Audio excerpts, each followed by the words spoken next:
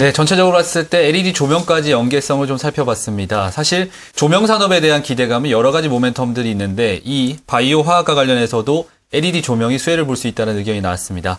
잘 참고해 보시고요. 이번에 다음 이슈 한번 넘어가 보도록 하겠습니다. 네, 어제장을 살펴보면요. 어제장에서 AMOLED 관련 장비들이 좀 좋은 흐름을 보였습니다.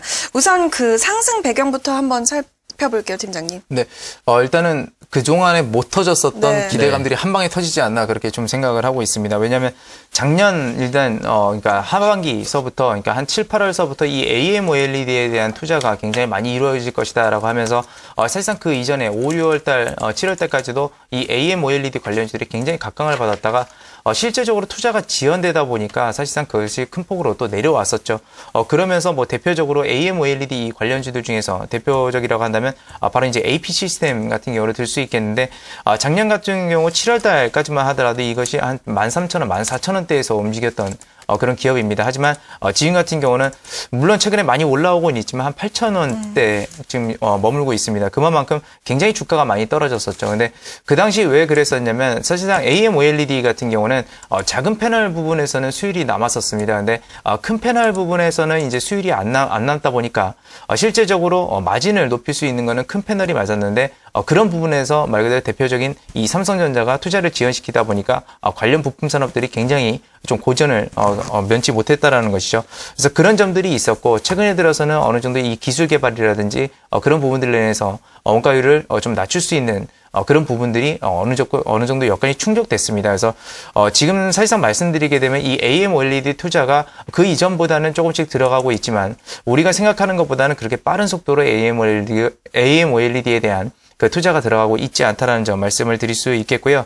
그래서 지금 국면 같은 경우는 이 AMOLED가 굉장히 최근 들어서 관련주들이 삼성의 영향을 받아서 올라간 점도 있고 투자라는 부분도 있고 복합적으로 작용하면서 높은 폭으로 상승하고 있지만 이것은 해소 국면이지 엄연한 성장 국면이 아니다라고 이렇게 판단하시면 되겠습니다.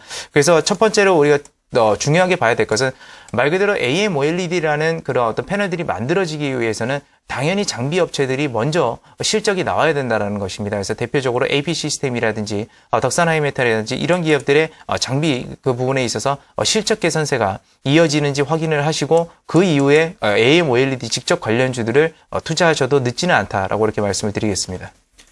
오늘 오전에 보니까 뉴스가 나왔는데 삼성의 신년 할애식에서 이건희 회장이 이런 얘기를 했습니다. 10년 안에 삼성의 사업은 모두 사라진다. 신사업 발굴이 중요한 시점이다라는 이야기를 했는데요.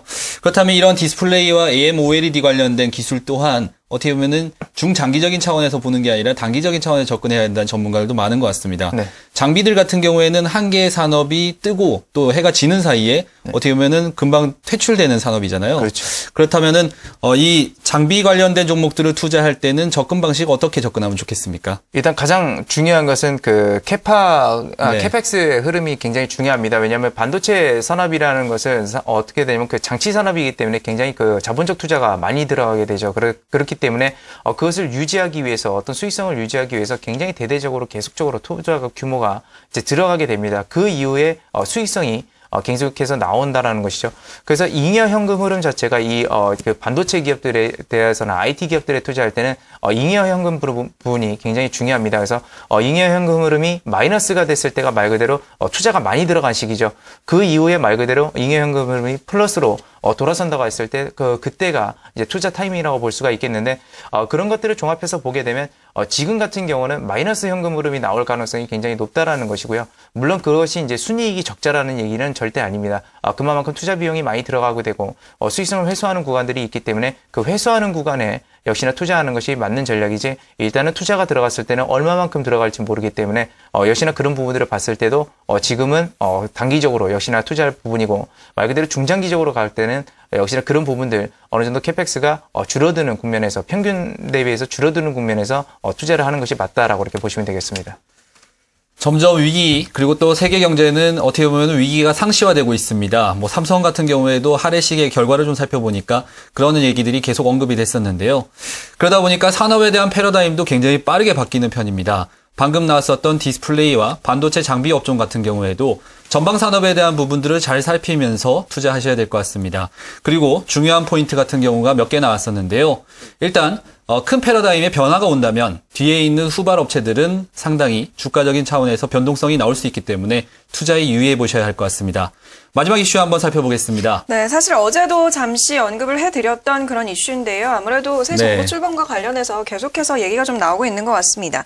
새 정부 출범이 내건 슬로건이 복지 시대입니다. 예산안 편성도 무상보육과 노인 복지에 좀 초점이 맞춰 있는 것 같은데, 그런데 또 예산안과 관련해서 논쟁도 좀 나타나고 있는 것 같습니다. 팀장님, 예산안이 좀 실현이 돼가지고 국민들이 그 혜택을 누리려면 어떤 조건이 좀 만족이 돼야 되는 걸까요? 일단 지금 상황에서는 많은 조건이 좀 충족이 돼야 됩니다. 근데 일단 그 예산안하고 그 내용 중에서 이제 복지 부분 한번 보게 되면 일단 정부 예산 2013년 정부 예산 같은 경우는 340조 정도 해당이 됩니다. 근데 그 중에서 복지 예산이 무려 100조 가까이 됩니다. 그러니까 30%라는 것이죠.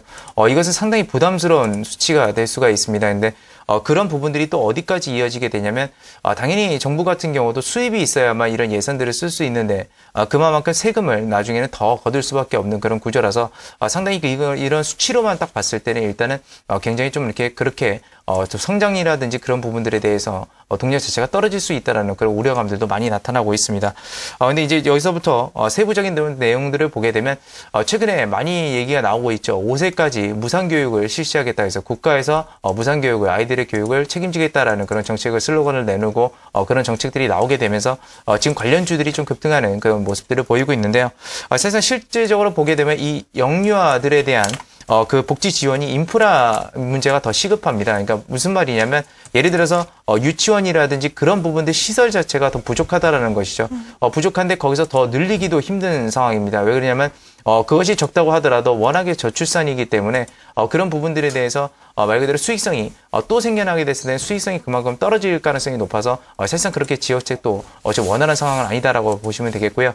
그러다 보니까 그런 유치원이나 유아원 시설에 보내는 것보다는 말 그대로 가정 내에서 어떤 교육을 시키는 게 지금 가장 그래도 유망한 추세다라고 보고 있습니다. 그래서 그런 부분들이 작용하게 되면서 영유아에 대한 컨텐츠 자체가 소비 자체가 굉장히 빨라지고 있다는 점이죠.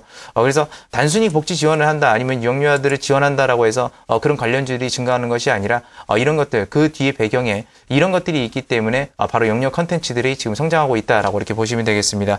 그래서 앞으로도 그 인프라 지원 확대는 사실상 그렇게 크게 일어나지 않을 것으로 예상되고 있기 때문에 이 영유아 관련 컨텐츠 소비량이 예상보다 크게 증가할 가능성이 높다라는 점 말씀을 드릴 수가 있겠고요. 그래서 이제 또 하나 보게 되면 이 세수입 증대라는 부분을 제가 언급을 해드렸었는데 역시나 그런 부분들은 투자 육성 방안이 역시나 계속 제일 중요합니다. 일자리 창출이라든지 새로운 건설 프로젝트라든지 그런 부분들이 나와야 된다라는 것이죠. 근데 최근에 보게 되면 이 금융종합소득과세를 2천만 원대로 낮춰버렸습니다. 그래서 사실상 많은 고액 자산가들이 혼란을 좀 많이 겪고 있고요.